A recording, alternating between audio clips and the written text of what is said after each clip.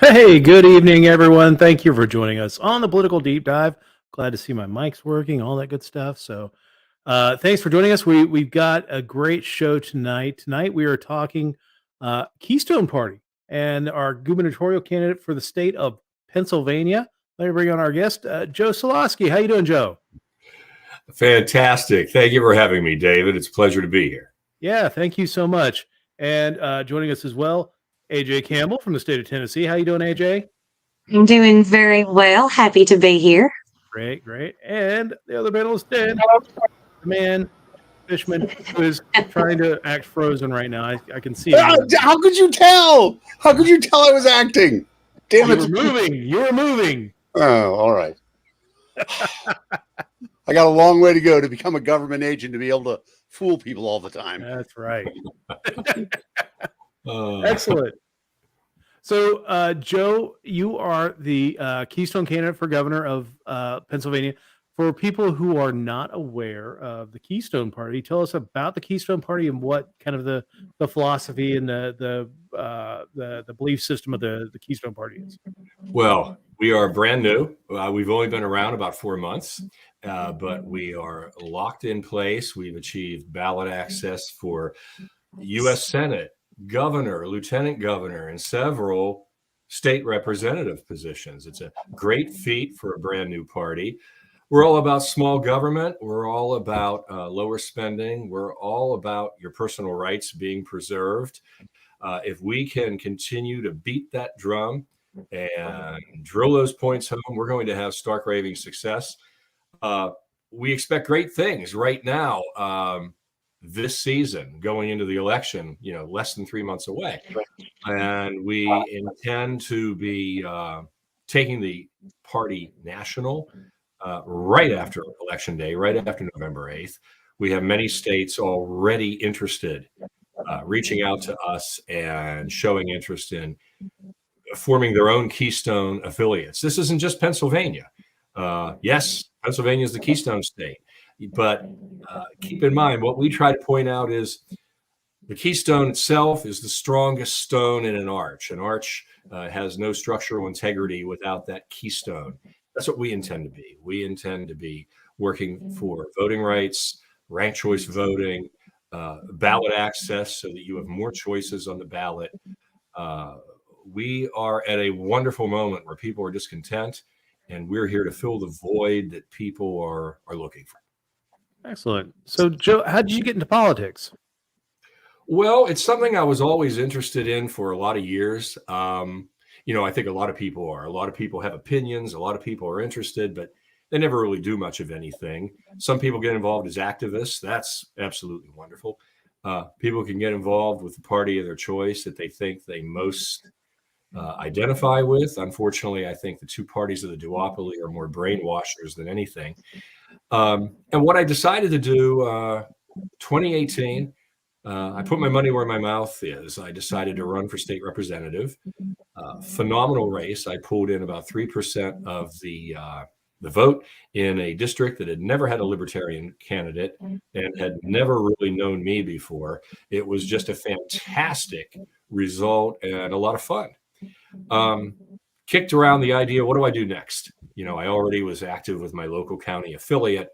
What I did then, I was kicking around the idea of maybe running for state rep again, but a very good friend of mine, Jen Moore, she spoke to me and she said, Joe, why don't you consider state treasurer in 2020? And I was like, wow, coming from you, Jen, you have that kind of confidence in me? Logistically, logically even, my CPA background lends itself well, I think, to state treasurer. I think I could have run that department extremely well. And so I did. I threw my hat in the ring, gave it a shot. And again, another wonderful experience. I garnered about 148,000 votes statewide in Pennsylvania that year, 2020. What I love to sometimes say is I received more votes in 2020 than presidential candidate Gary Johnson received just a few years before in 2016. I beat him out by about 2,000 votes. So it's a fun thing to boast a little about. I have some fun with that. After that, I had been kicking around what's next, and governor seemed to be a perfect choice. I launched first. I was the very first candidate in the race. Jumped in right after election, jumped in December 5th, 2020. So we've been campaigning now for 20 wonderful long months. And here we are today on the precipice of election day coming up. It's a lot of excitement. So yeah, your party officially formed in May, and you were able to secure ballot access for governor. In fact, you had to start over because you were originally running as a libertarian. Yes. And that party imploded in March. They did. And so talk about the difficulties of, kind of starting over from scratch with just a couple months to really get everything across the finish line. We're extremely lucky here at Keystone Party, extremely blessed. The previous leadership of the Libertarian Party of Pennsylvania, they did such a great job in their last tenure. Over that 3 years leading up to the LPPA imploding, they elected more libertarians in Pennsylvania than ever before, causing us to have more elected libertarians than any other state in the United States. Matter of fact, we ended up having more elected libertarians than all other states combined. A huge feat. My little contribution to it in 2020, I ran for state treasurer, as I said. Our current U.S. Senator candidate, Dan Wasmer, he ran for Attorney General that year. And the infamous Jen Moore ran for Auditor General. All three of us achieved getting enough votes to win minor party status for the Libertarian Party. Our plan right now is to do that again, right now for the Keystone Party in our first year of operation. It's going to be quite a feat, but our plan is not just to take the party nationwide.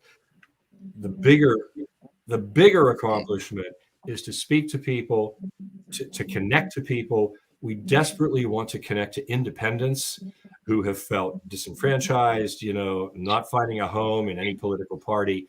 We want to attract those independents because they're the force.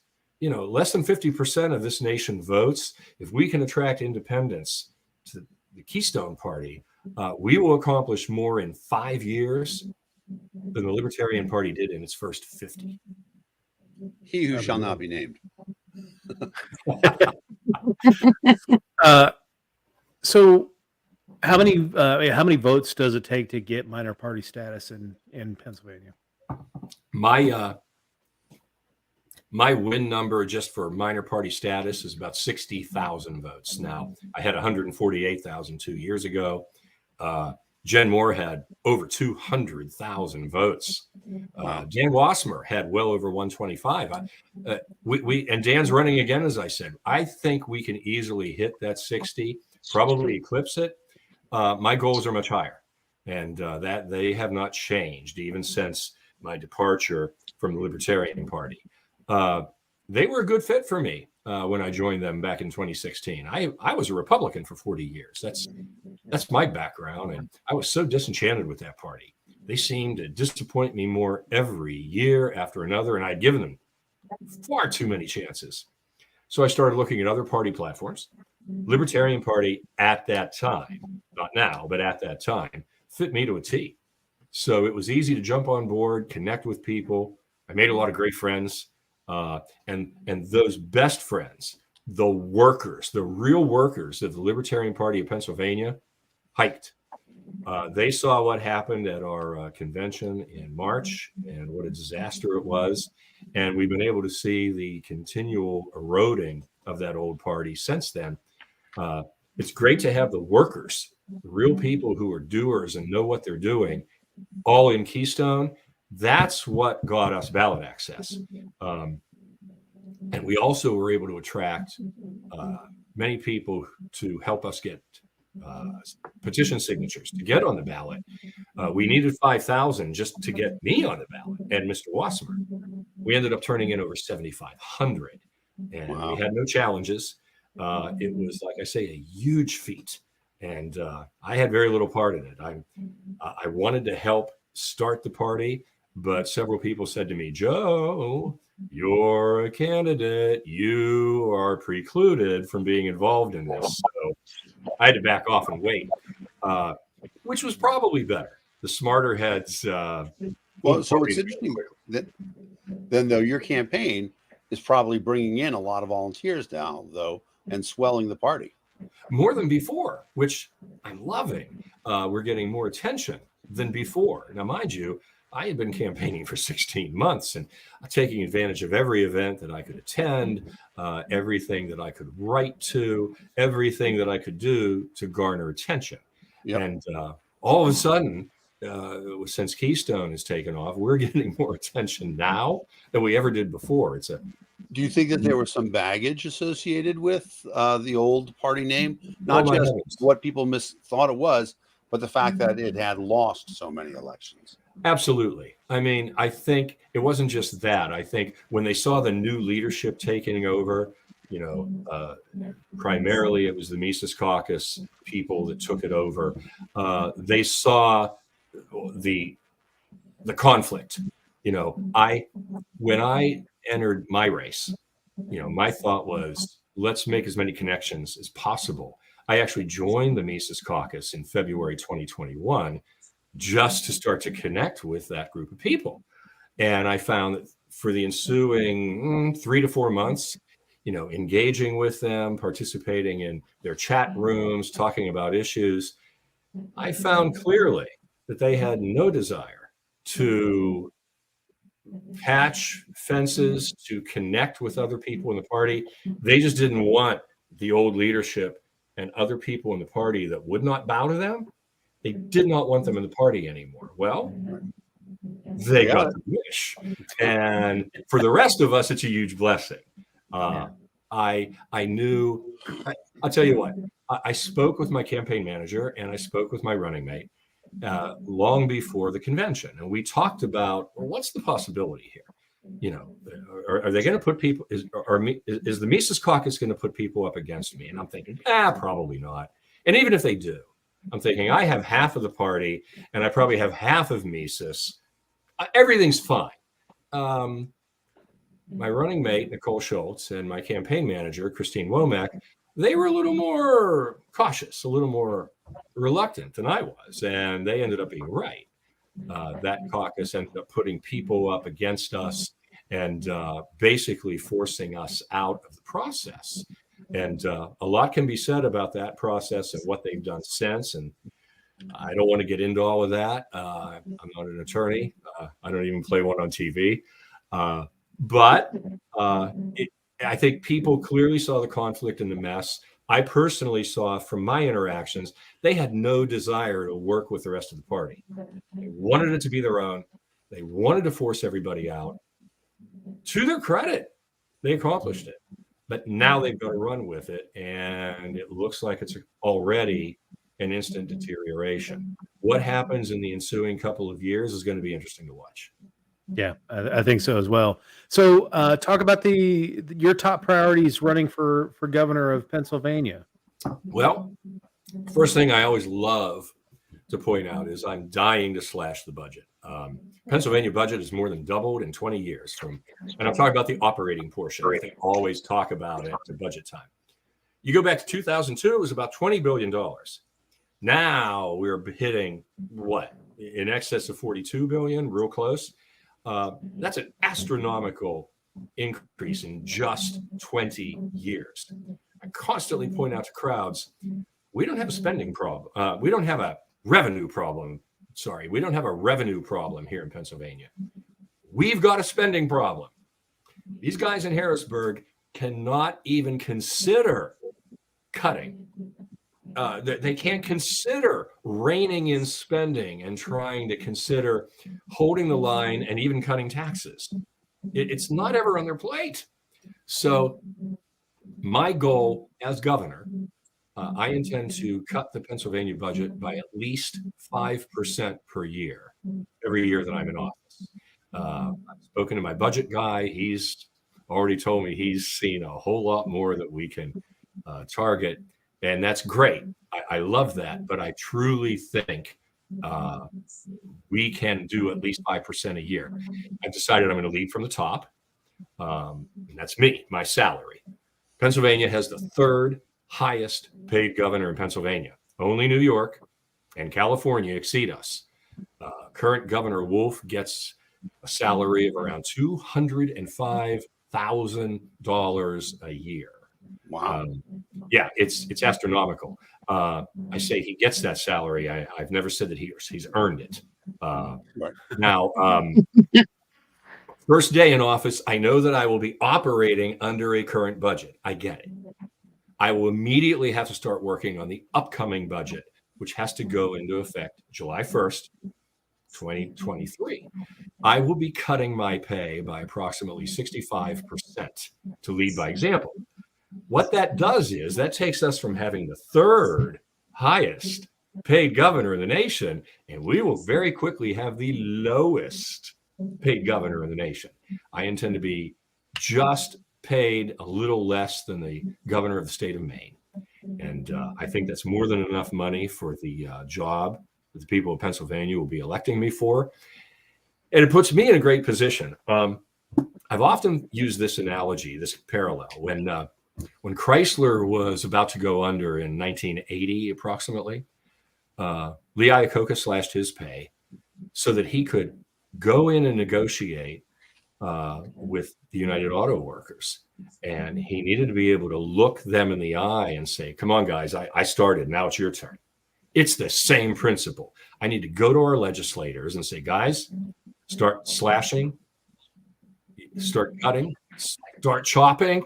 And why don't you start with your own salaries? We have the highest paid legislature in the nation. Wow. All of our state legislators make about 95 grand a year minimum walking through the door. If you're in a point of leadership, you're making more than 150. And we have a full-time legislature.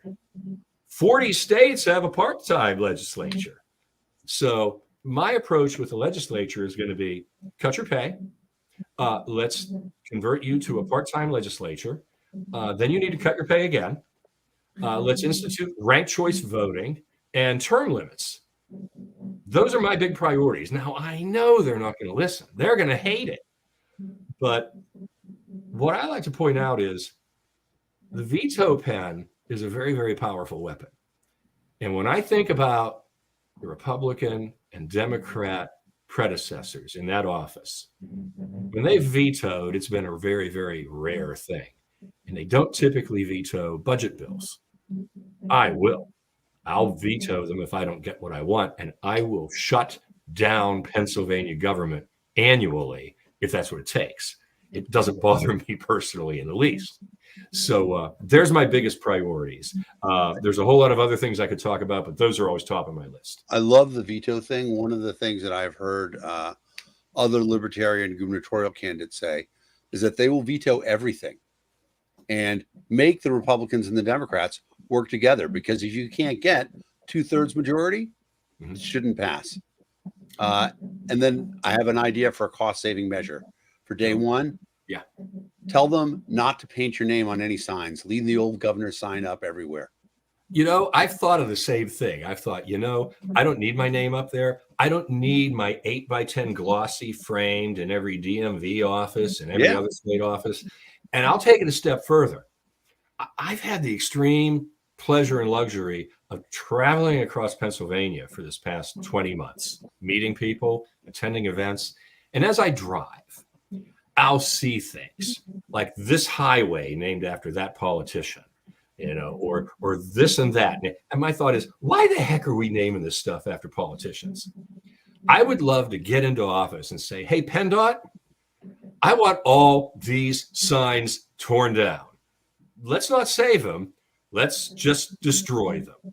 I don't want to incur a lot of expense as you're heading down the highway doing other work. Rip those damn things down. Route 999 is no longer the representative muck and fuss highway. We don't need it anymore. Yeah. Or you could just name every highway the taxpayer highway.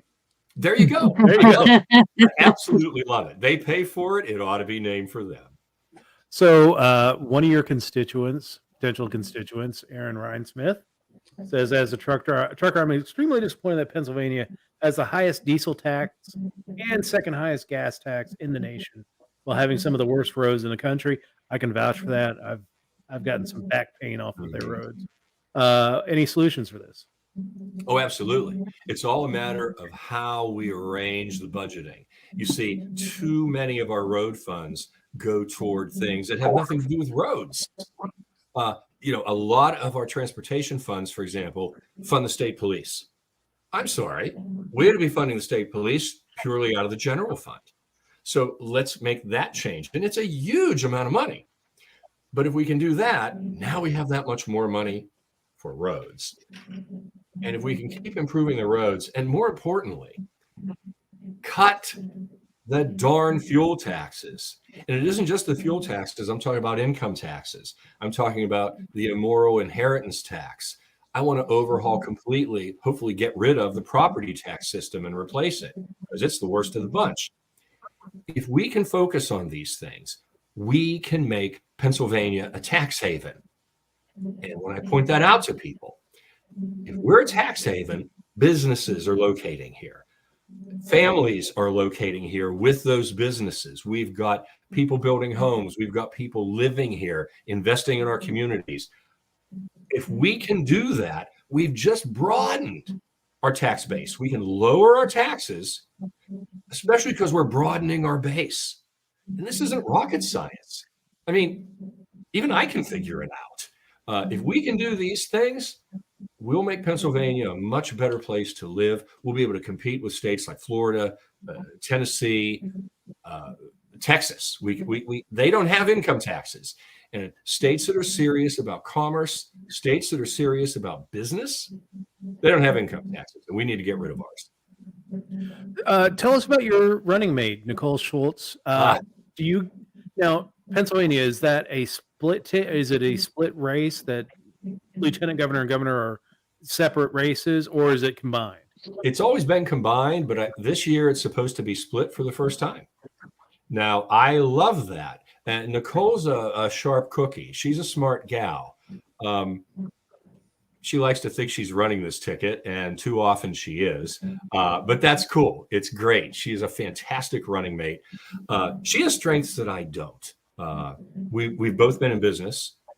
She's been in her business selling her agricultural products.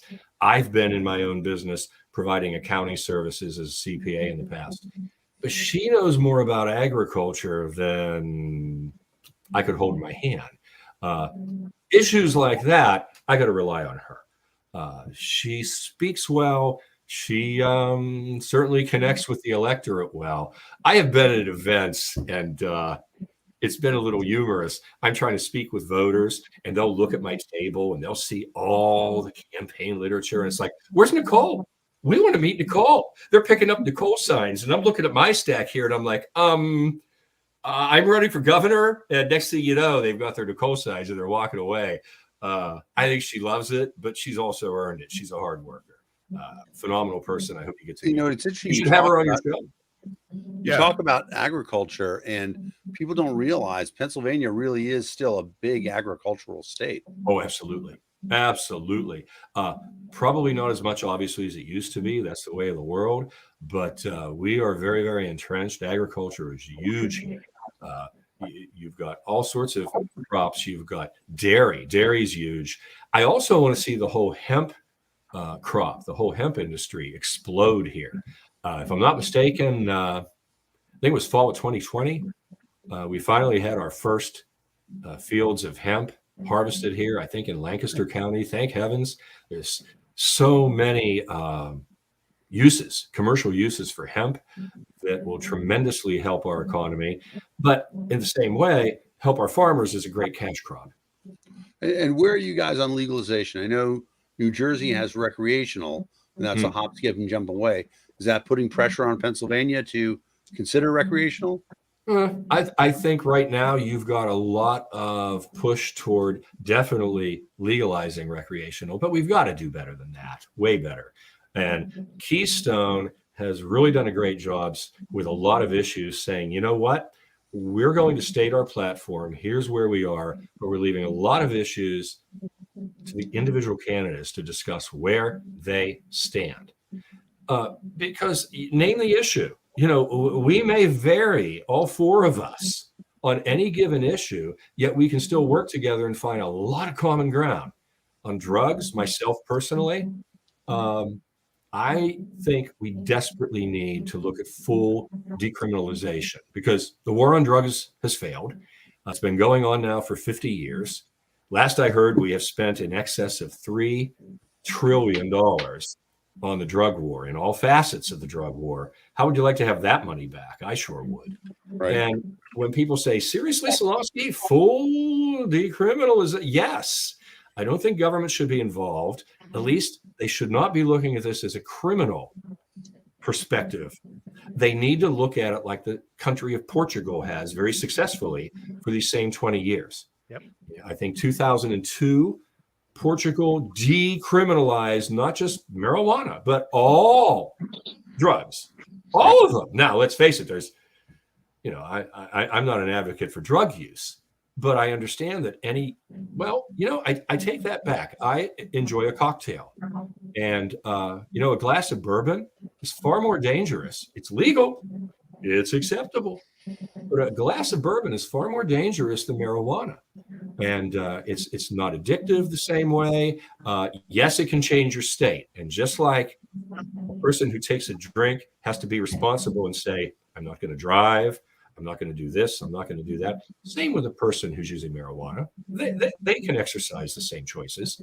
But even the rougher drugs, the ones that truly can do damage, Portugal has looked at decriminalization as a medical issue, not a criminal one.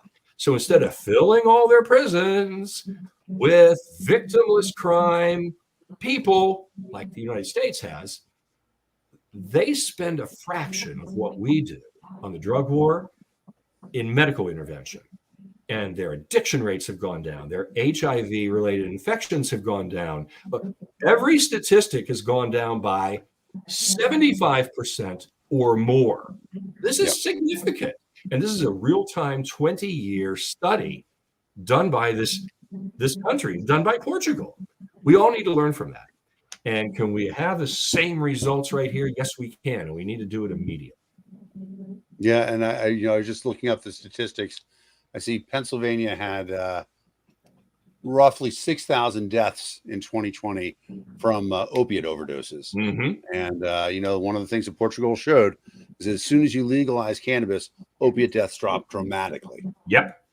And it So, seems it's a matter of saving counterintuitive. kids. Seems counterintuitive, doesn't it? But I pointed out the same thing 4 years ago. I remember writing an op-ed piece saying, here's the solution to the opioid crisis. We don't have to overthink this. Just decriminalize drugs. Quit putting people in jail and ruining their lives. This goes so broad. When you think about the people that have been put in jail for something as simple as holding a plant, it's like holding a geranium as far as I'm concerned, and that's legal. There's no restrictions on geraniums. How about if we look at marijuana and all other drugs the same way? You can put in your body whatever you want. Now, I don't recommend a lot of that. Hey, please don't put any meth in your body. It will kill you.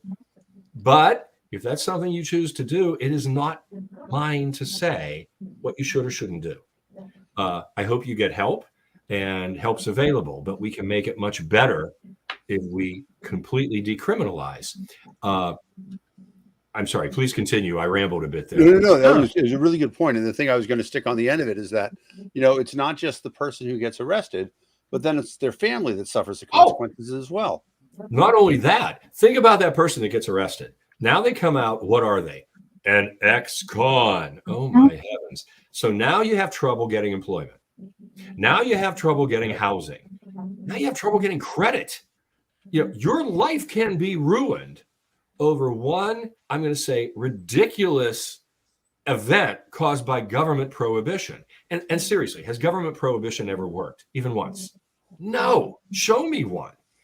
I love to point this out. I'm old enough to remember when there was absolutely no gambling allowed in Pennsylvania. And then when I was a teenager, all of a sudden the state decided, hey, let's do a lottery to benefit senior citizens. Oh my heavens. So all of a sudden, because the government does it, it must be okay. I'm sorry, it's the same thing. It's still gambling. Let time march forward, even into the 90s, you had people saying, you'll never see casino gambling here in Pennsylvania. We're the second largest casino state in the nation, second only to Nevada now. Wow. All of a sudden, it's okay. Well, I guess didn't what? know that. Yeah, isn't that fascinating? It was okay all along. I point out to people, okay, you want to go hit the blackjack table? You want to go play poker or maybe pull a slot machine? That's no different than golf. If I want to go and golf, that's entertainment. I can drop $50, $100, go play 18 holes, have a good meal, rent a cart. No one's throwing me in jail, but we used to throw in people who were gambling. It's entertainment.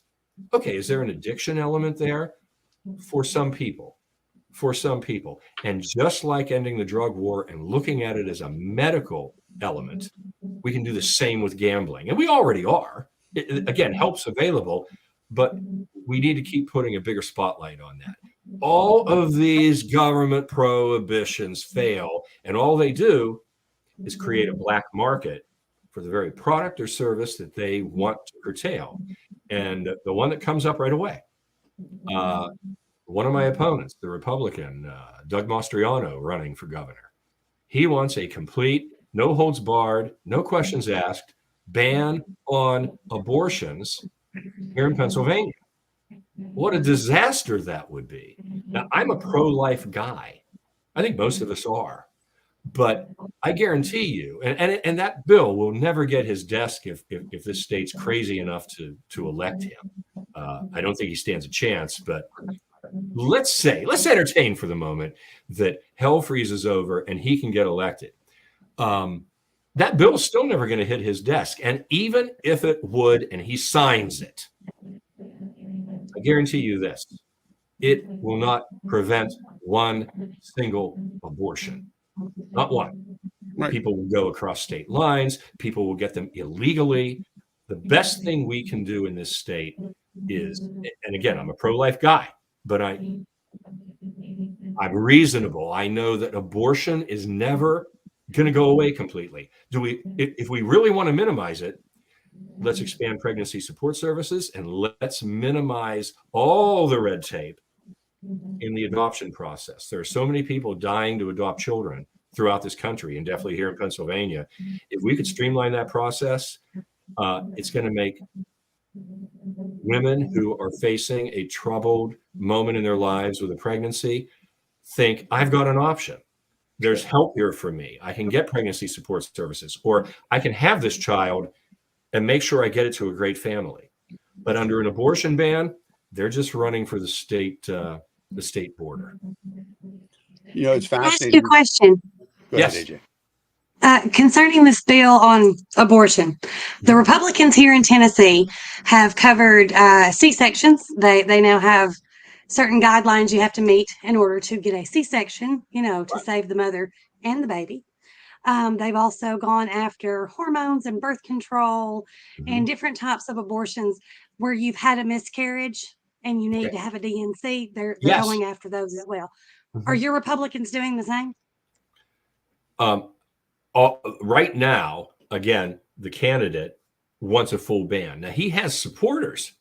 He has half of the crazy Republican Party backing him, which I find amazing.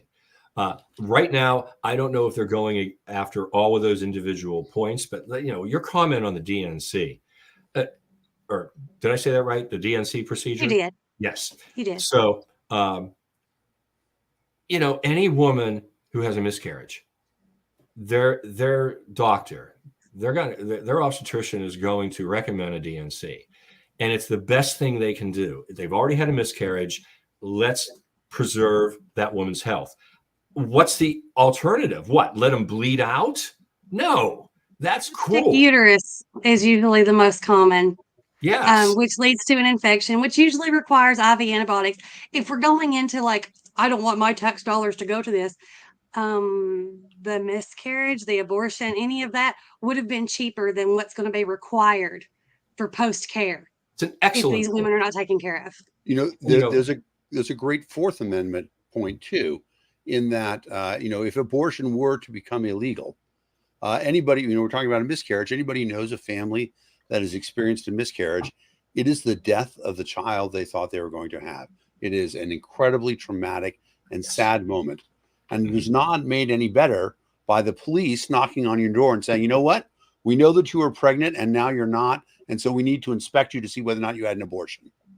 Right? Mhm. It's a simple Fourth Amendment question. There's so many things that are wrong, and one of the things that I like to hear the liberty people say when they say, and I think you're right, Joe, that most people are in this same place as you are in terms of saying, nobody ever says that they're pro-abortion, right? They say that they're pro-choice. Exactly. And that is a different thing. And I'm suspecting that you are one of those people who's pro-choice on a lot of things where people aren't. Like, I bet if I were to say euthanasia, right? Mm-hmm. You're probably pro-choice on that. Absolutely. Yeah. If I were Absolutely. to say personal choice. Yeah. If I were to say parents choosing their child's education thing, probably pro-choice on that. Absolutely. All right. I like it. We got one of those guys, pro-choice on everything, prefers that people would be considerate and think about the fact that there's a life at stake. Absolutely. And now let's talk about pro-life. It isn't just the birth of that child. It's also all the way to the grave. Am I for people being unnecessarily incarcerated and having their lives ruined by government prohibitions? No, that is anything but pro-life. You are ruining lives. And when I run into people, typically the conservative slant, and they'll point out to me, they'll say, yeah, I hear what you're saying, but Joe, I back the blue. Well, police have a tough job to do. But I point out to them, hey, in the last 50 years, how many of your police have been called upon by this lousy drug war to do drug raids, to put themselves unnecessarily in harm's way? And how many of them never made it home that night? How do you feel now about backing the blue? If you're backing the blue to just enforce these laws, but you're okay with them losing their lives enforcing these lousy laws, you don't really back the blue, and you're not pro-life. That catches a little attention. Yeah, I mean, I like that a lot. You will be in charge of the state police, and that there are thought times has crossed my mind. Right, there are times that they execute warrants, and so you could be the person who says, you know what, maybe we don't need to go into that house right now. Maybe we can wait until the person comes outside. That's right. Maybe we no longer go after people. How about we no longer incarcerate them? More importantly than even that, let's start not only avoiding that, but let's start getting people out of jail who are there wrongfully for holding on to a geranium. I learned something. It's interesting running for office. You can't know everything, and I sometimes will punt. When somebody gives me a question, you've heard politicians. Somebody gives them a question, they start to almost kind of maybe answer it, and then they take it off on this tangent just to fill their time, and you think, what the hell were they talking about? I don't do that. If you throw a question to me and I don't know the answer, I'm going to say, hey, can you let me research that a little bit? And I would love to get back to you. Well, on any of these issues, that prevails. And I think it's the better politician who's really willing to admit, I don't know everything. Not on the abortion issue, not on the drug issue, but I'm willing to learn. I'm willing to pick up a lot and to make these great decisions. You remind me of one of my favorite things that 60 Minutes did back when they were really into hardcore reporting. Was they went down to DC and they caught Congress people coming out onto the street, and they said, what do you think about the Fredonia situation? And Joe and I are old enough to remember the Marx Brothers duck soup, where the country Fredonia is introduced to the world. But most Washington politicians said, Well, it's a fascinating thing that's going on there right now, and I've been reading the briefs, and I need to get some more information. Oh, my heavens, yes. Oh, fantastic! I'll mean, send it around. Go ahead. It's basically a Saturday Night Live routine when you think about it. Yep. It was fantastic. The number of people who just pretend like they know something when, there were very few people. And I remember clearly, one guy who's like, I haven't heard of Fredonia, and I think I know all the countries. That was a pretty good answer. That's great. Yep. That is great. So let me ask you one question in terms of, we talk about, you say that you're an attorney. What sort of attorney are you? No. Let me correct you. I'm not an attorney. Okay. I don't even play one on TV. And he doesn't play one on TV. Oh, see, I misheard it backwards. I apologize. I'm a CPA. I've been a Gotcha. CPA since Right, mid-'80s. Right. So you actually know how to balance a budget. I misheard the part of I'm not an attorney play one. Okay. I've balanced many a budget along the way. And like I say, it's not rocket science. We can do it in Pennsylvania. We can do a much better job of it. I think about, no, go ahead. I was going to say, does the governor in Pennsylvania have pardon powers? That typically falls, very interesting. I wanted to mention, and I think I got off on a tangent earlier. I learned, because I don't know everything, there's no expungement in Pennsylvania. Can you imagine that? There's not even a legal path? Right.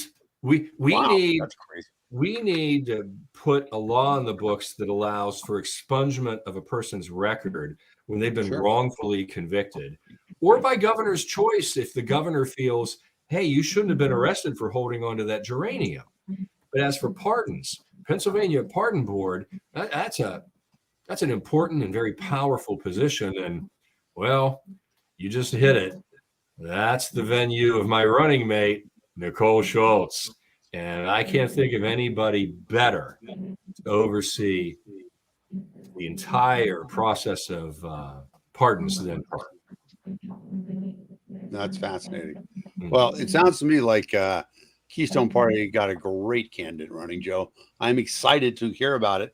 I know we got it scrolling across the bottom, but can you tell people where to go to find out more about your campaign? Yes, I'd love to. And I'll do so in my radio voice, if I may. Yes, you can see right there that you can check in with me, Joe Soloski for governor. Where? You're asking where? It's at joesoloski.com. That's joesoloski.com. How'd I do? Right. Very good. It was good. Me, the marketing guy, I might say, if you want to go skiing by yourself, Joe Solo Ski, joesoloski.com. You know what? If for any reason I don't win this gig, I think I want to be a game show host.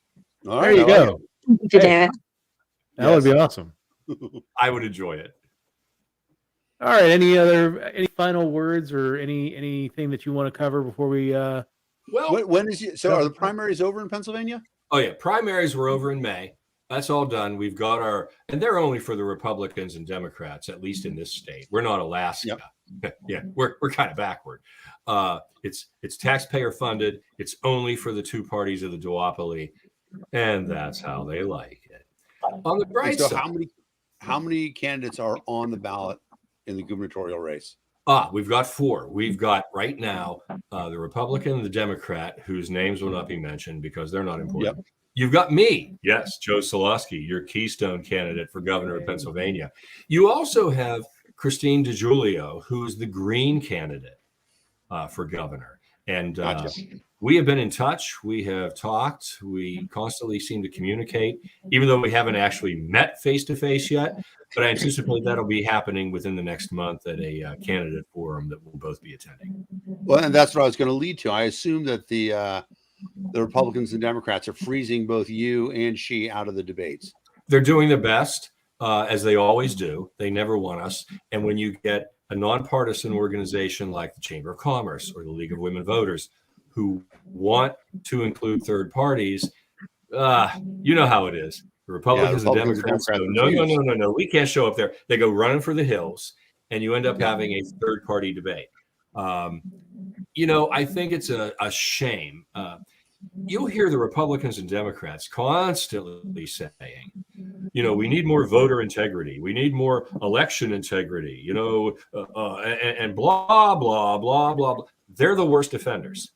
They do everything they can to keep choice off the ballot. They do everything they can to challenge our petition signatures to keep us off. They fail. They do everything they can to take us to court, to throw us out. They fail. They waste their time, their resources, and we tend to laugh at them about that, but it's their money. It's their time. We're going to keep beating them at their own game. The best thing going on is people are just disenchanted with them. There is a wellspring of disenchantment in the electorate. People want not just a third party. People want multiple third parties. My thought is get the Greens in there, get the Keystone in there, get others, maybe the Constitution Party. There's others. We will ultimately make the Republicans and Democrats better because we'll then be able to hold their feet to the fire. If you want to see better bills that people can actually read and review and vote on, if you want to see spending lowered, taxes lowered, you better get third parties in there. One thing the R's and D's do so well, and I know I'm preaching to the choir here, but they do a great job of brainwashing the base. They get people to think it's only my team or it's only that team. Those two do a great job making their bases hate the other side. And then they get their vote. Whether they're the crappiest people on the ballot or not, they get their vote. And it's a shame. People need to wake up, and more of them are. I think this is a historic moment for Keystone and other third parties. I'm excited for Keystone. I think what third party candidates need to start doing is when the old parties refuse to show up at a debate, to bring in a clown to represent the old party. So you could have. I love that. Bozo over here as a Republican and Clarabelle over there. Exactly right. Yes. And ask them questions, and they could honk a horn in any answer, anything like that. I love it. So, I love it. This is a good idea. We should take this on the road. We actually had a question from the audience, and you touched on it earlier. What do you think of ranked choice voting? Oh, count me in as the first proponent. I want to see ranked choice voting happen here in Pennsylvania. You're going to get better candidates being elected. You're going to get more participation in the election process because of it. Maine's doing it. Alaska's doing it. Why can't we do it here? You'll hear the R's and the D's say, oh, it's just too complicated. I'm sorry, it's addition. It's counting. We can send people to the moon, and we're about to do it again. We can count votes and recount votes. It ain't calculus, it's addition. We can do this, and I'll be the biggest proponent of ranked choice voting here in Pennsylvania. Yeah, it's funny that it's kind of the whole Medicare, the taxpayer funded healthcare argument that every other country does it. Like they've got some form of ranked choice voting, some form of multi-party democracy, and we just are so hold on to this duopoly that we can't it's so sad. Have any competition. Yeah. And so friend of the show, and she's been on a few times, Christine Kessler-Womack, she beat her challenge. Yes, awesome. She did. So happy to see that because she and people assume that because of where you guys came from and former association with the Libertarian Party, that the Republicans would be the ones to challenge you off the ballot. Mm-hmm. A lot of times in Pennsylvania, it's Democrats. Surprisingly, the most notable recently was in 2020. All of a sudden, boom, March hits, second weekend, we're in lockdown. And here we are trying to get signatures to get on the ballot. And we have until the end of July to do it. Well, March quickly goes by, April, May. Nobody wants to see us come to the door at that time with a clipboard in one hand and a pen in another saying, hey, would you like to sign? Nobody. So we're going after the Department of State to say, hey, can you give us a decision on this? Do we need to do this year? And at the time, I thought we would go the way of, I think it was the state of Indiana, might have been Illinois, but I think it was Indiana. A judge in that state said, hey, these are tough circumstances. Just tell us your candidates. You're on the ballot. That would have made sense. Oh, no. No, we go and we're trying to get a decision in the Department of State. Obviously, a lot of cronies run by the current Democrat administration. They're not even answering us. So we had to sue them. We had to sue them just to get them to answer us. And as the court date's coming up, didn't, of all the people, all the parties, the Democrats decided to join the lawsuit to say, hey, we think these people they ought to go get their signatures. They're fine. They got plenty of time. We were down to 30 days. Unbelievably, the judge agreed with them. And now we had to very quickly get 5,000 signatures in about 4 weeks. We got 10,000 plus. We beat them at their own game again. So that's what we do. We're going to continue to do it to beat their heads into the ground. Very quickly, I want to make a couple comments. You made reference to Christine Kausler-Womack. She is also my campaign manager. She has been since day one.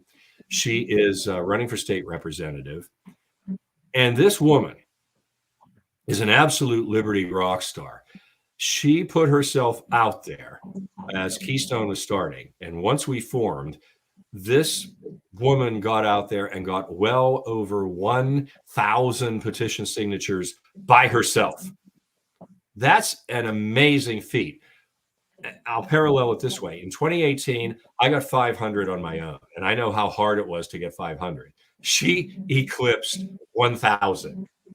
It's thanks to people like her that I and Dan, Nicole, other people are on the ballot today. And that's the kind of workhorses we have in the Keystone Party. Yep, she is a world-class badass. Yes, she is. And you're on mute. You're muted, babe. The name of my biography will be Dan, You're Muted. It'll be a book of Oh, blank we're pages. supposed to drink. Exactly. Yeah, drink. That 1,000 is the most I've ever heard of any non-professional pulling in. Yes. It's a ridiculous number. It wasn't just 1,000. Oh, Dan, she eclipsed it.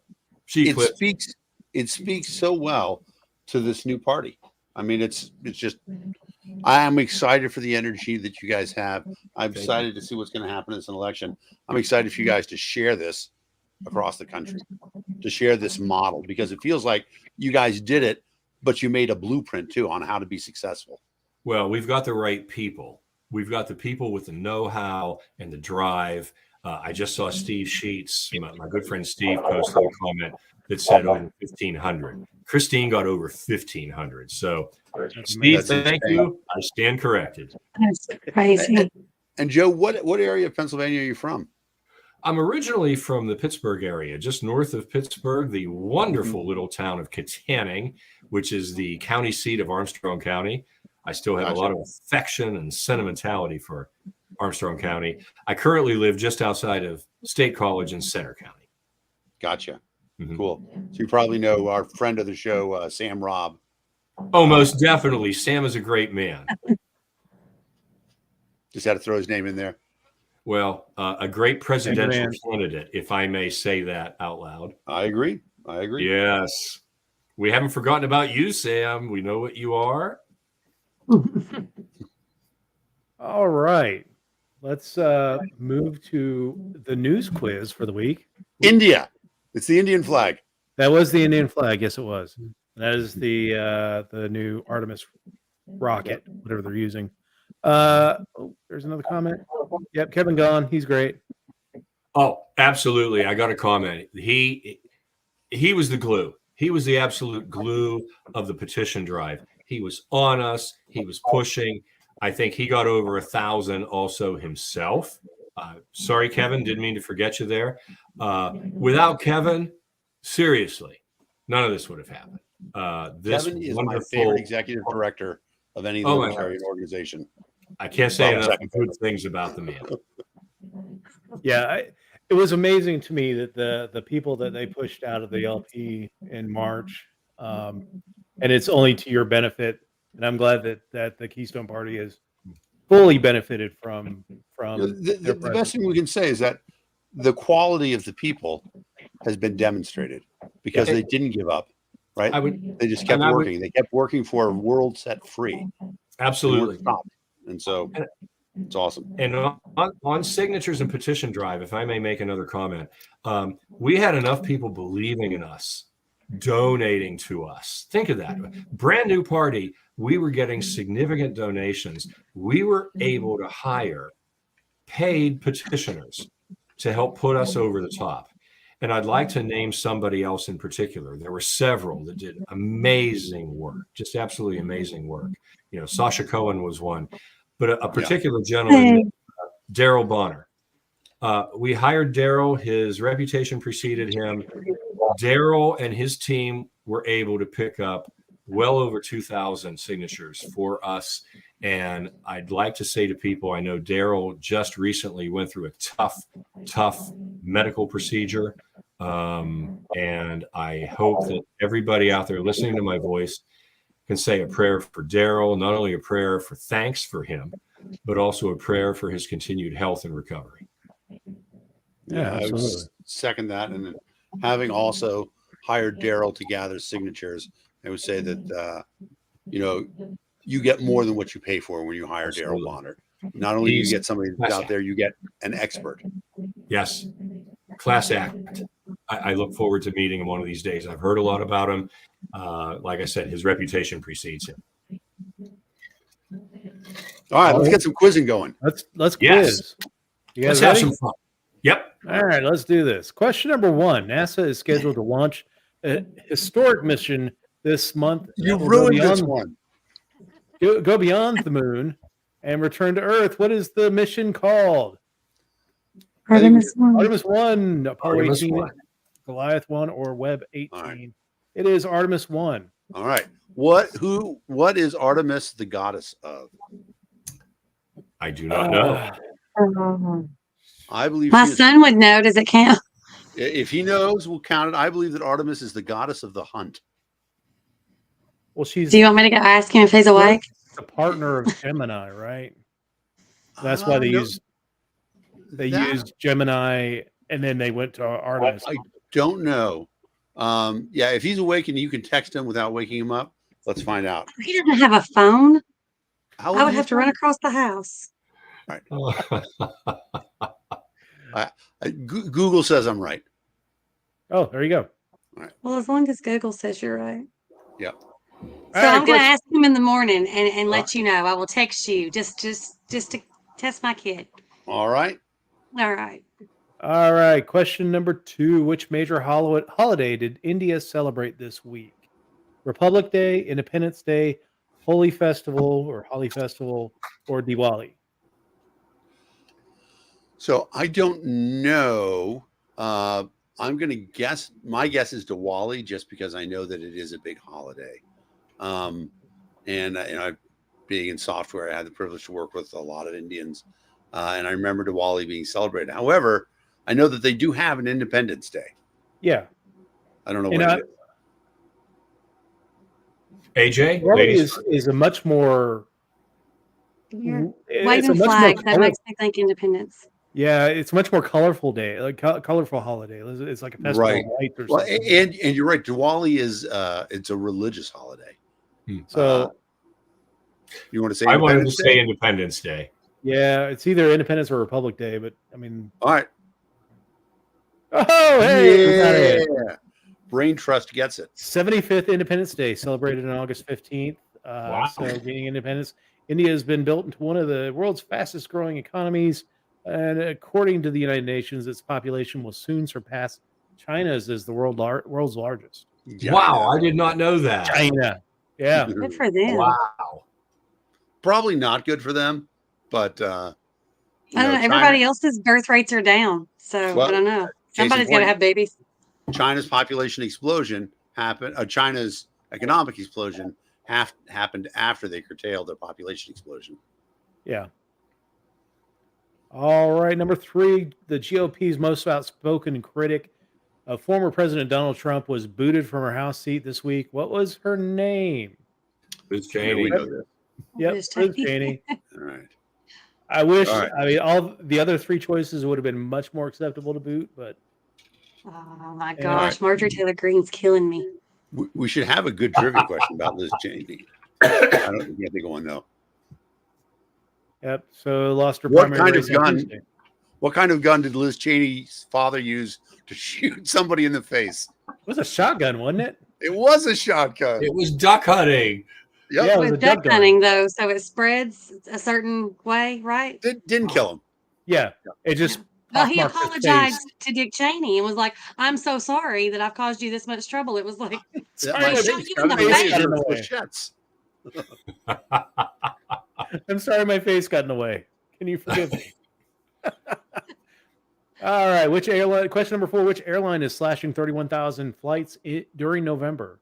Delta. American Airlines. What's that? I just shot from the hip. I think it's American. American, Alaska, Spirit, or Southwest? I'll say American. Yeah, I don't think the other guys have that many flights. Southwest might, but I don't think they're slashing that many. All right. Yeah, I don't know either on this one. So, and it is American. there you go. I will say Dan's got this. it is. So first of all, I mean, I have to point out my edible cannabis thing. I've mentioned this before, but having moved from a state in Massachusetts with legal cannabis to a place where there is no legal cannabis, although recreational is finally available in New Jersey, I can drive up there and get stuff. But 5 milligrams, that's what I need to fly on a crowded airplane. I'm not impaired, but I'm not stressed out either. Hmm. So duly noted. If we're ever flying with Dan, Exactly. give him the edibles and nobody gets hurt. Now we know. Exactly. Question number 5. Approximately how many baby swings and rockers were recalled this week due to reports of infant injuries? Just this week? 30,000, 350,000, 500,000, or 2 million? 30,000. I want it to be the least number, so I want it to be just the 30,000. That's still a whole lot of babies. Yeah. Yeah. We I mean, can't feed them and we can't keep them safe, but by God, you're going to have them. it's a weird thing though, because, right? I mean, if they're unsafe, but they've been on the market for years, then the recall could really affect a much larger number than we realize. Yeah, that's true. Yeah, I'm thinking like 350. But I like it I like doesn't look like 350. I mean, like I've never really seen this rocker before. So, I mean, Yeah, of course, you and I don't have kids, Dave. So this is true. But I mean, I've been around enough people that have kids. Never seen this. I thought you were going to say you've sat in several yourself. So I like 350 too. I have no idea. All right, consensus. You know what? We should go with what AJ thinks. AJ Why? has. You're the closest to having a child at home who needed a rocker. They are a sophomore and a freshman in high school, so I don't think Well, that counts anymore. Unless Joe has surprisingly young kids, that makes Oh, you the no. closest to having a rocker in your house. No, I do not. All right, so AJ, what do you think? I want it to be 30,000, but it's probably not. So go with 350. All right. All right. 350. No. AJ, how could you get that wrong? 2 million. Wow. John My Wal- kids are safe. Wow. John Waldberger got it. John Waldberger. Well, good job, Nice man. job, John. Holy Why crap. didn't we should have gone to the audience. I don't know why we didn't do that. We should do No, I mean, I looked. I John's another rock star. You got to say Yeah. that. Nice job, John. 4 moms, job. which manufactures products for young children, recalled more than 2 million baby swings and rockers due to reports of entanglement incidents. Entanglement. That's nightmare fuel. what that which does not kill you makes you stronger, or deforms you for the That's rest terrible. of your life. Or deforms you Not for the rest of your babysitting. life. I Like don't know. that's what just happened is you're not babysitting. all Charlie these and babies, Colin are not hanging out with you. Rub some dirt on it, kid. yeah, all these babies that had to survive all the other hazards. Once one more. Yeah. All right. Question number 6. The White House said there will soon be a new type of COVID-19 vaccine specifically designed to protect against the Omicron BA.4 and BA.5 subvariants. When will it be available? Next week, next month, next year, or next 2 years? So I don't know anything about this, but I know that there's an election in November, and so I guarantee it's before then. Oh yeah. Next month. I want to say month, next too. month. Next month. All right. I agree. Correct. Yep. So easy. to Updated predict. shots meet the FDA standards. They will likely be available in mid-September. I will say, the best thing that has come out of this is our understanding of the virus machine that they have now, where once they genetically identify any virus, they can put it in the machine and print out a vaccine 2 weeks later. That is an amazing change in our human health. We don't even realize it. But then we still have the FDA gumming up the process. Now they've gone a lot faster with the emergency authorizations, but that's something that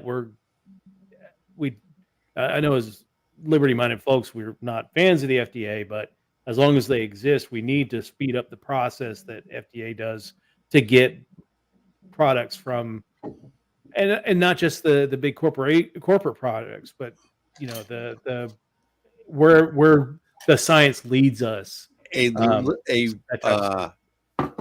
talk that every liberty-loving person, every person should go to, is Mary Ruart and her talk about how the FDA slowed scientific advancement in pharmaceuticals in the United States. If you look at the rate at which pharmaceuticals were developed prior to the FDA using thalidomide to enhance their power, and there were no thalidomide cases indigenous to the United States. There were a couple where people had come over from Europe where they've been treated with thalidomide. Thalidomide was never approved in the United States. The FDA had nothing to do with keeping us safe. But the rate at which new drugs were discovered changed dramatically, and we are a less healthy country because of it. Yep, absolutely. All right, question number 7. After agreeing to a 2-year contract extension this week, which professional basketball player became the NBA's highest paid player ever? Steph Curry, Chris Paul, LeBron James, or Kevin Durant? And he was on the intro screen here. So I was going to say LeBron. Is it? It can't be LeBron. Are you serious? I gotta say LeBron. LeBron's like 80. Oh, I know. I know. Yeah, but he's been. I mean, Don't we discriminate against age? look, I'm not discriminating against age, except in professional sports. I mean, Okay, you know my opinion on professional sports. That's my opinion. So Dan, they're going to throw a whole lot of money at somebody to do something. They're paying him a whole lot of money to miss the playoffs by like 30 games this year. Exactly. Dan, Really? I mean, Dan, I got to tell you, Dan, I'm about to get Medicare, and I just got an NFL contract to play quarterback. So, it's Yeah. out. Playing for the Giants? No, for kidding. It's got to be. First of all, he's in the middle of the state, so I would say that I guess Pittsburgh's closest. When Trubisky washes out, they'll need you. So Well, they've got that great new young rookie quarterback, but yes, I am a Steeler fan. Okay, so I mean, Y'all jumped sports on me somewhere and I missed it. the Giants, the Giants. I watched part of their game tonight, and their center could not get the ball back to the quarterback. Like he was like a converted left tackle or something like that. And as you say, one job. One job. Yeah. Yeah. Hey, what they should have done is they should have put the long snapper in and have the quarterback stand 15 yards back. I mean, he would have had time to pass. Right. At least. Plenty. Maybe that's what I got to do for Daniel Jones. Yeah. And Long passes. let's commemorate the first usage of the phrase long snapper on the show. Yes. Okay. Right on. Everyone drink. Well, I'm ready for this next question. All right. Question number 8. Let me get back to the screen. Water cuts.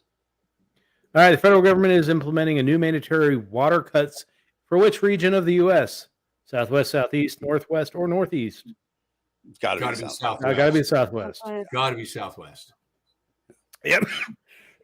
Sorry about that. Lake Mead is going to be the biggest story of 2023. I am convinced. It's going to no longer be a lake. Right. That's- Mead Pond is going to be the biggest story of. Maybe they can fill it with real mead. Hey, bodies keep washing up, Kim Ruff, the another former Libertarian presidential candidate, she was mentioning that she was surprised nobody's gun stash from their boat accidents has been found yet. So Yeah, I think yeah, it's a good point. I think Liberty people are smart enough to know you need that saltwater corrosion. yeah. All right.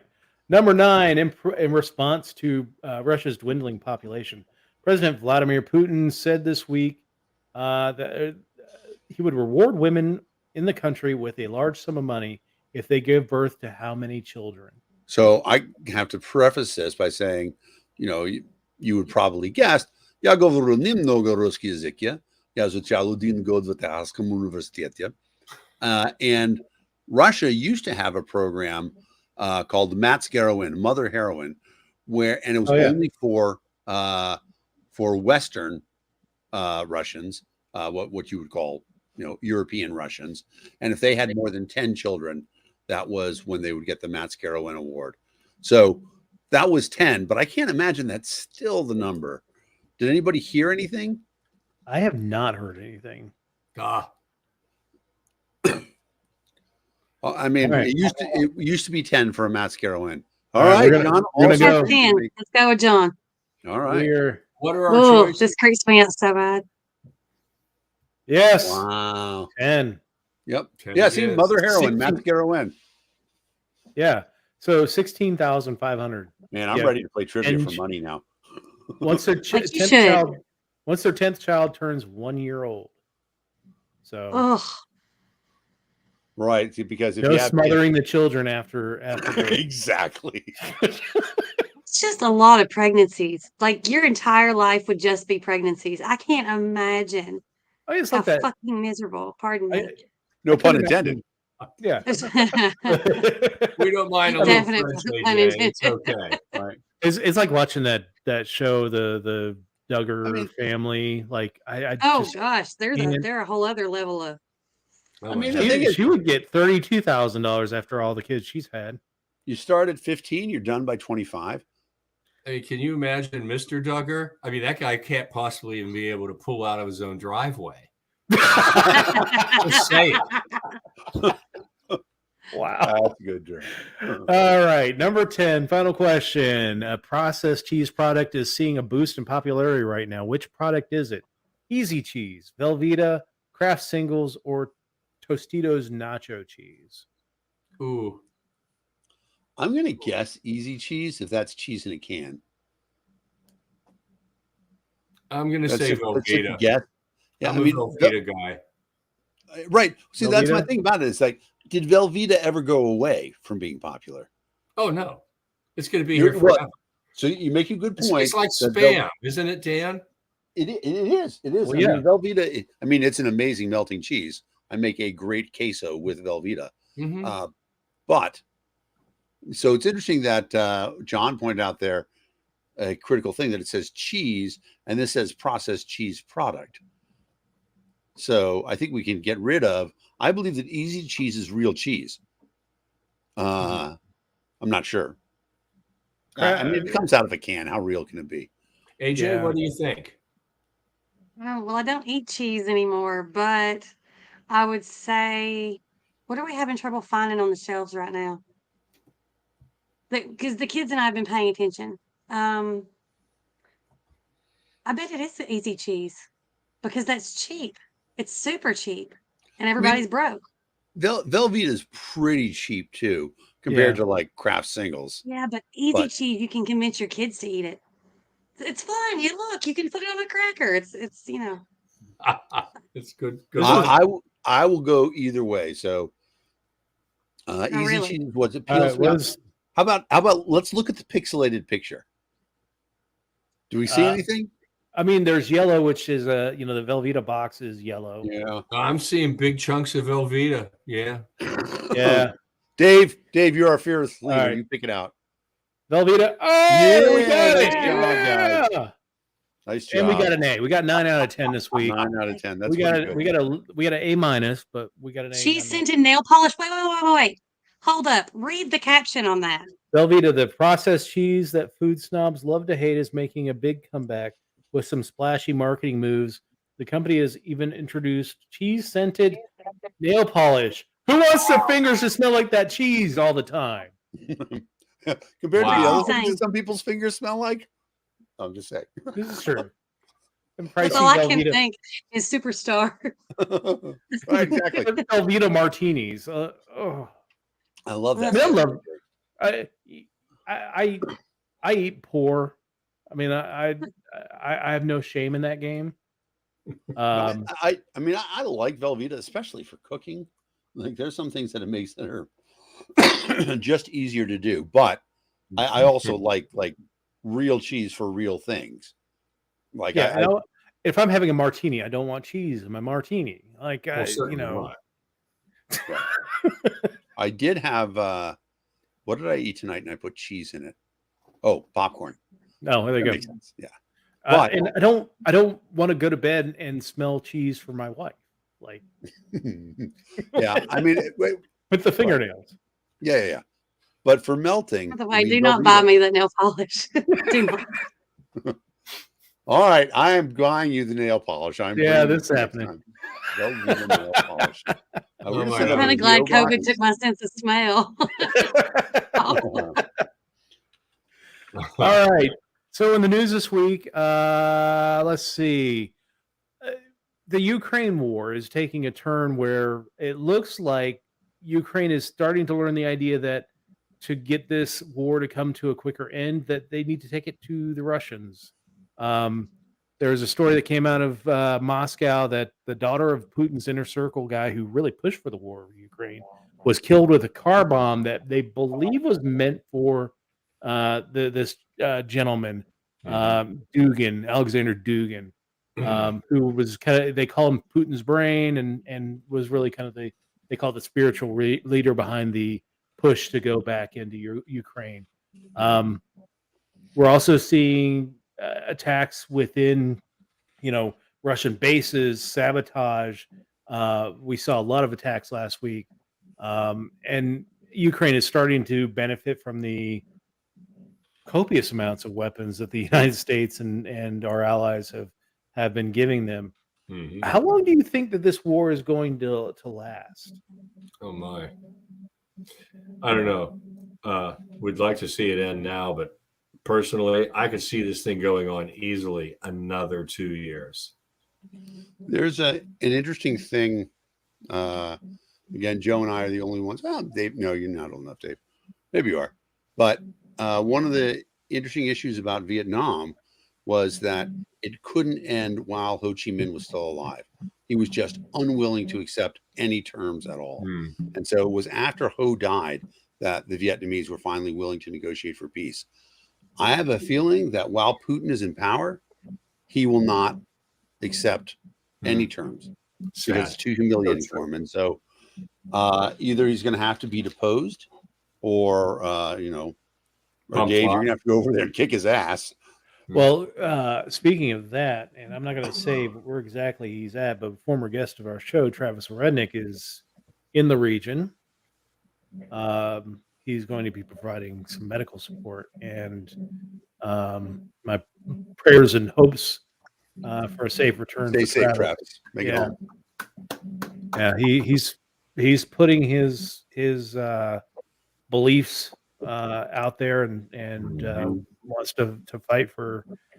His girlfriend is a Ukrainian from the Kharkiv region, and so we're I'm pulling for him. So Cool.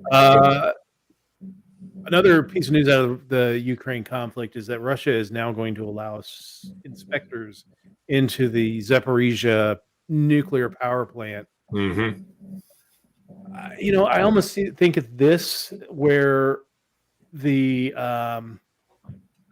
going to allow it, but they're going to stop it. Kind of how like Saddam Hussein would do this with exactly. inspectors, and how the Iranians do this with inspectors, and Right. how Russia has kind of backed out of agreements, like immediately bombing the port of Odessa when they Right, can't exactly. do that grain thing. So Well, and I they're, think they're using Go the nuclear facility as a staging area for their launches and attacks. It's a dangerous situation. Hard to say what they'll let those inspectors actually do once they get there. Yeah, Yeah. and I think they said they're only going to allow in Hans Blix specifically, and he's been dead for 3 years. So Oh, damn. Wow. Damn.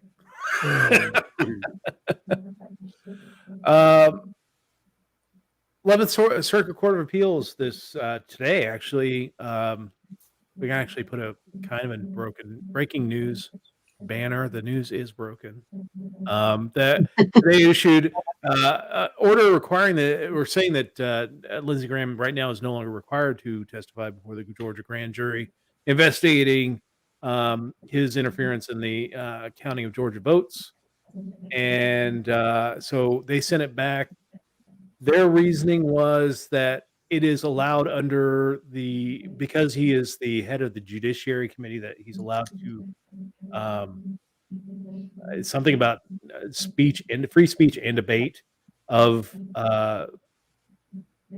looking into judicial matters. It's interesting. I wonder how they're going to resolve this. I mean, I think he should testify. I mean, yeah, he can take the fifth if he wants to. I mean, one of the most important things, and I'm not an attorney either, but I also play one on TV, is that the Fifth Amendment, and we talked about this, and the president recently, former President Trump just took the Fifth Amendment, and I want to always defend people taking the Fifth Amendment. I think it's an important right. However, one of the things that prosecutors can do is to say, we grant you full immunity. And now you're no longer in jeopardy. And so your right to testify is now you're not protecting yourself anymore. And so then, and I think that would be an appropriate thing to do. Tell Lindsey Graham, you're not going to jail, but we need to know this information. So we're giving you complete immunity. Now you have to testify. Be interesting to see if somebody comes up with that. I mean, I could see that Lindsey Graham is not the target of this investigation. Exactly. By any stretch. They should explore this, but I think this is kind of a combination of yes, it is a political investigation that the Fulton County District Attorney wants to kind of get as many scalps as she can to raise her profile for future political endeavors, and she's going to try and squeeze everyone as hard as she can. But I think she should realize that if you get Donald Trump's scalp, it doesn't matter who else you could take down with him. Right. Yeah, you would be lauded forever from certain quarters. You never have to buy a drink again. I mean, you might have to go into hiding as well, but yeah. In fact, it's Georgia. It's Georgia. So, I mean, yeah, it's Atlanta. You're living in Atlanta, but it's still Georgia, Right. I think it depends on where you stay. One of the things that I like that Larry Sharp says a lot is that it's really not red states and blue states as much as we say that. It's cities versus rural. Yeah. And that's the real line. Atlanta's super blue. Yeah. An interesting thing about your state, Joe, is that, people think that, Philadelphia and Pittsburgh control it, and that, and to an extent it does, but people don't understand the rural part of the state. So true. Like when I drive up in there, I'll go up to Chambersburg or go up to Harrisonburg. Yeah. You'll see, especially around election time, the number of Trump signs is absolutely crazy. And you don't see any Biden signs at all. You never saw any Biden signs in the 2020 election. I'll tell you what, and obviously the Trump side's a cult. I get it, and I pointed it out to them. But yes, the T in Pennsylvania, the northern tier and the center, the T is still very, very, very red, unfortunately. There's some cracks in that foundation. For example, right here in Center County. Center County, again, very agricultural, home of Penn State University, was always historically very, very red. But I learned this just a few years back. The Democrats have right now at least 2,500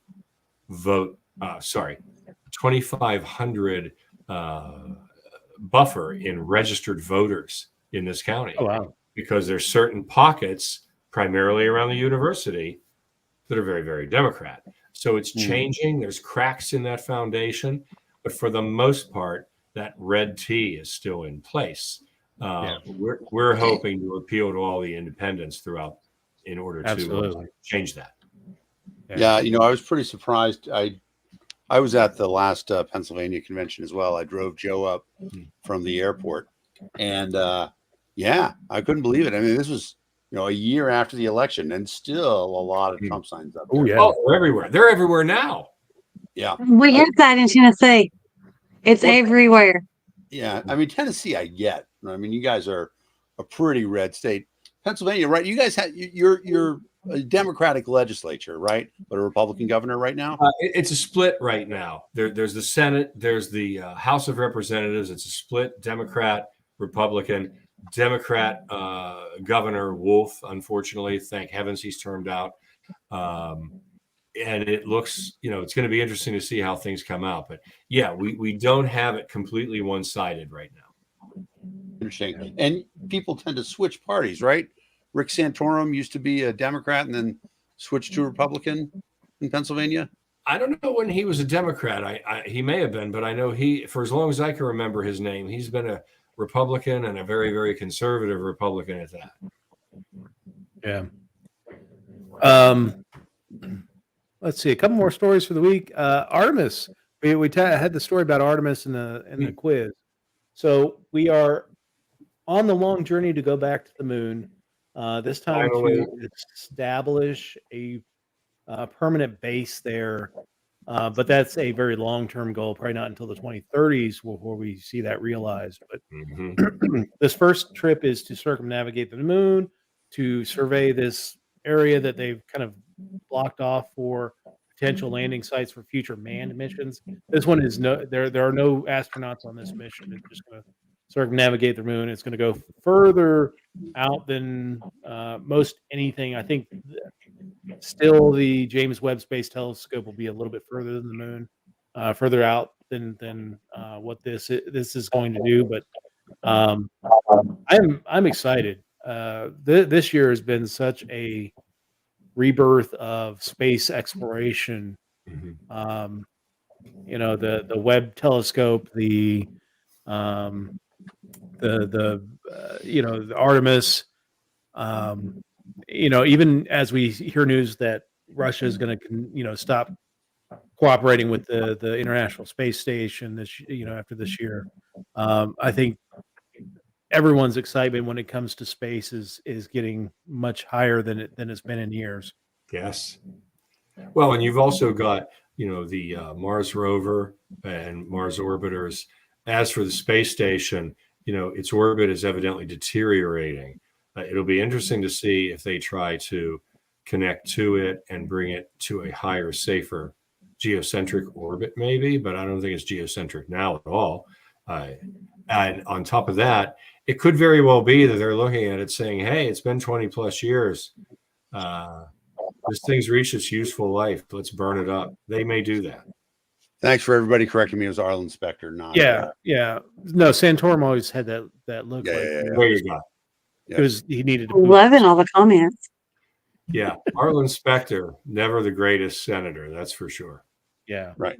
But yeah, I'm very, very much anticipating the launch that's going to happen Monday. Not this Monday coming up, but the next Monday is when they launch. But they just moved out the rocket to the launch pad there at Cape, and we'll see it go up next week.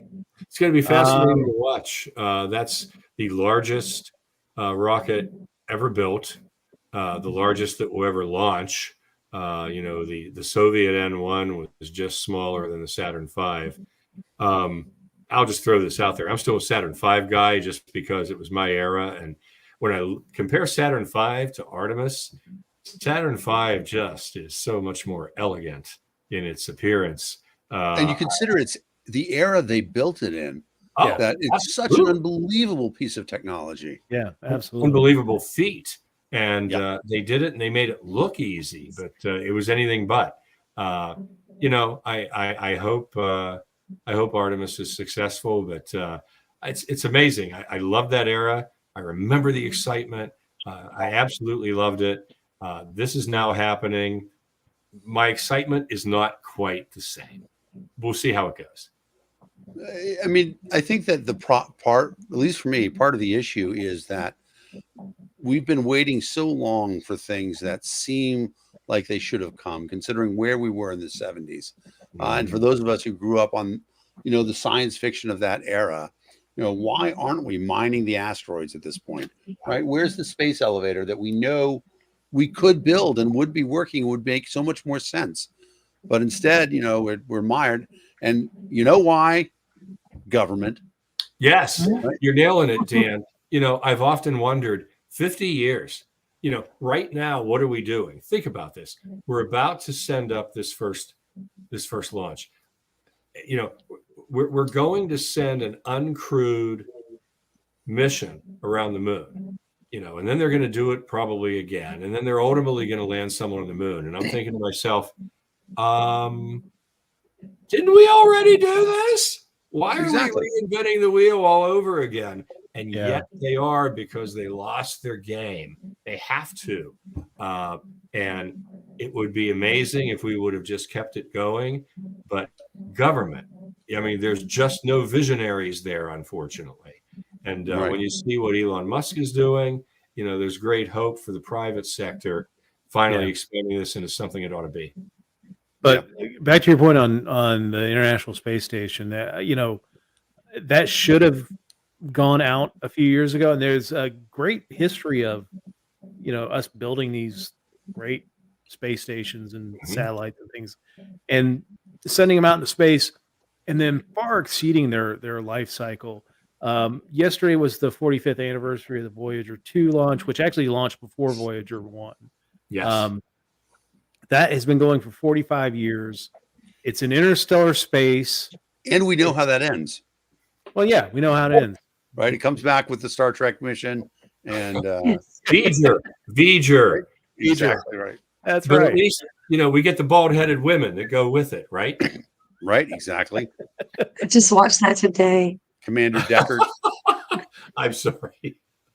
No, I just watched that today. That was my laundry entertainment. I remember going and seeing that in the theater and so excited because Star Trek had been such an important part of, growing up, even though it was really off the air. 69 is the last season. Yes. So it's off the air by the time I'm a kid because I'm born in 67. But, then it's on the repeats and it's an amazing show. Oh, yeah. And, it was such a staple of your UHF channels back in the day, and loved watching those old episodes. Come on. All right. Well, I think we've reached the end of the evening. Joe, thank you so much for joining us. Tell us, everyone, again, in your radio voice, how to reach you and donate to your campaign and do all the good things. And give us both pronunciations of your name. This has been amazingly fun. Just hanging out with you. Let's do this again, please. But yeah, absolutely. Yes, okay. I'm Joe Soloski, Keystone candidate for governor of Pennsylvania. You can reach me and you can donate because campaigns are expensive. You can reach me and donate at joesoloski.com. That's right, joesoloski.com. Call now. It only gets better. So thank you, David. Thank you, Dan. Thank you, AJ, for having me. This has been absolutely fun. And I'd love to do it again. Yeah. Thank you so much for joining us. And thanks everyone for joining us. We've had people on LinkedIn. We've had people on YouTube, Facebook, Twitch. We got a Twitch. We got a Twitcher. We got people on let's wave to everybody there on TikTok. And so getting across the board, if you're on TikTok, start pressing that button to get the little all heart you YouTubers going. Hit the subscribe button and the like button. The like button. There's no love button. There should be a love button. Yes, there should. But the magic thing about it, right? We got to get to a certain point. If we get to a certain point, if you like what you're seeing here and you're on YouTube or on any platform, like and subscribe because that amplifies the numbers. It means more people are going to see the message if you hit like and subscribe. So guys, it's so easy to do. Click the like button right there. And the world's subscribe button over there. Of Wilford Brimley, it's the right thing to do and the tasty way to do it. Yes. Yeah. So, Anyway, thanks everyone for joining us, and All right. we'll see everyone next week. All right, I'm Thank gonna go get some you. oatmeal. Good night, everyone. Bye. Thank you.